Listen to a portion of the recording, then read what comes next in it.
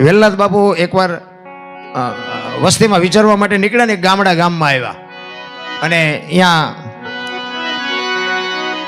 કોકને પૂછ્યું કે મારે હરિહર કરવું છે, રાત રોકાવું છે. એટલે જુવાનિયા હતા ને એને મસ્કરી કરી. રામલો કરીને શિકારી હતો, કોળી શિકારનો ધંધો કરે, ચોરીનો ધંધો કરે. અને એ જુવાનિયાઓએ રામલાનું ઘર બતાવી દીધું. બાપુ અહીંયા ગયા અને જોયું. આમ તો એને એમ થયું કે સારું જુવાનિયા મને અવળો ભરાયો હોય, પણ કે કાંઈ વાંધો નહીં. વાળું પાણી કરી અને બેઠા હતા ફળિયામાં ખાટલા નાખીને.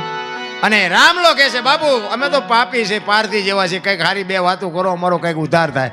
એ રાતે વાતો કરતા, સત્સંગ કરતા, એમાં રાતના 12 વાગ્યાનો સમય થયો. રામલાનો દીકરો વાડામાં ગયો અને વાડામાં બાપુ એરું આપડી ગયો. દીકરો ચકરી ખાતો ખાતો ઘરમાં આવ્યો અને દીકરાનો બાપુ જીવ નીકળી ગયો. રામલાના પત્ની બાપુ ડાયરામાંથી રામલાને બોલાવે છે કે અહીંયા આવો. તો ડાયરામાં ગયા. રામલો ગયો અને કીધું કે આપણા દીકરાને એરો આપડી ગયો.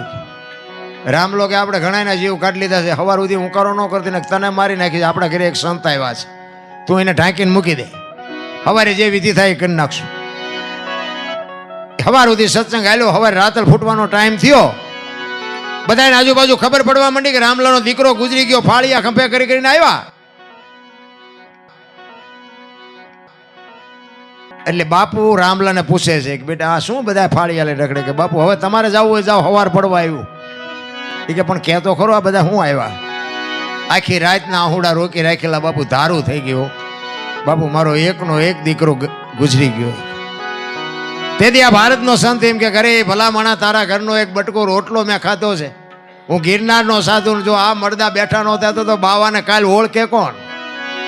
એ દીકરા પાસે જઈ પાણીની અંજળી છાંટી એ દીકરાને બેઠો કર્યો. દીકરાને બેઠો કર્યો પણ રામલાને હબાકો આવ્યો કે આ બાવાને જવા ન દેવાય.